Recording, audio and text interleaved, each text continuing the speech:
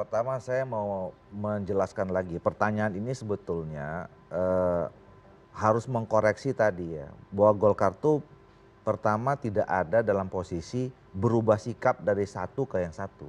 Ya, kita nih belum memutuskan apa-apa. Jadi jangan dipersepsikan bahwa Golkar hari ini sikapnya A, kemudian besok berubah 180 derajat, tuh nggak ada.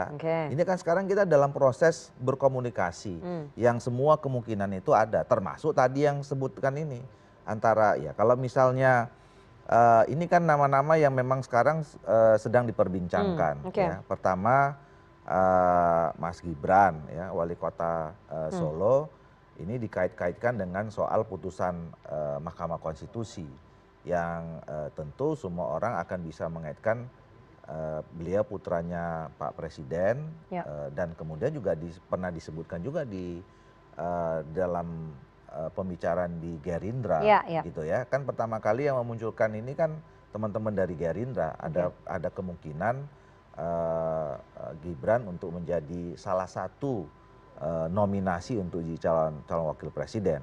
Nah, kalau kemudian nanti di dalam pembicaraan dengan Gerindra ya itu menjadi salah satu yang dibicarakan, dan hal lagi juga yang dibicarakan tentu bagaimana kita membangun koalisi antara satu partai politik dengan partai yang lain, ya itu nanti kan akan mengalir. Sama juga dengan misalnya tadi Ridwan Kamil memang adalah sekarang kader partai Golkar, salah satu wakil ketua umum di partai Golkar. Nah, jadi sebetulnya itu menjadi salah satu bagian yang nanti akan juga mungkin menjadi bisa jadi menjadi salah satu bahan perbincangan di dalam masing-masing sedang negosiasi komunikasi antara dua belah pihak. Intinya kan begini, dalam proses pembicaraan itu saya agak risih membicarakan soal kata negosiasi ya, ini karena ini bukan dagangan gitu loh. Ya, kita kan membicarakan tentang kerjasama politik tadi tepatnya. Nah, tentu kerjasama politik ini kan ada hal-hal yang ketemu dulu kesamaannya, visi, program dan macam-macam. Tapi juga ada bicara tentang take and give. Kontribusi apa misalnya masing-masing dari partai politik yang harus kita kedepankan, termasuk peran-peran apa selama 5 tahun, 10 tahun yang akan datang.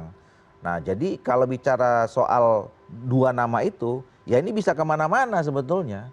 Ya kan, dua nama itu kan bisa kita bicarakan. Ya, yang pasti yang kita bicarakan cuma satu, karena itu yang sekarang berada di dalam partai Golkar. Kalau Pak Gibran itu kan nanti munculnya dari teman-teman Gerindra. Ya, saya kira nggak keberatan selama memang dalam proses pembicaraannya itu semua hal juga bisa disepakati gitu. Ya, kalau itu menjadi bagian dari kesepakatan pembicaraan, kan nanti pembicaraannya kan bukan hanya itu kan, bukan hanya soal capres, bukan hanya soal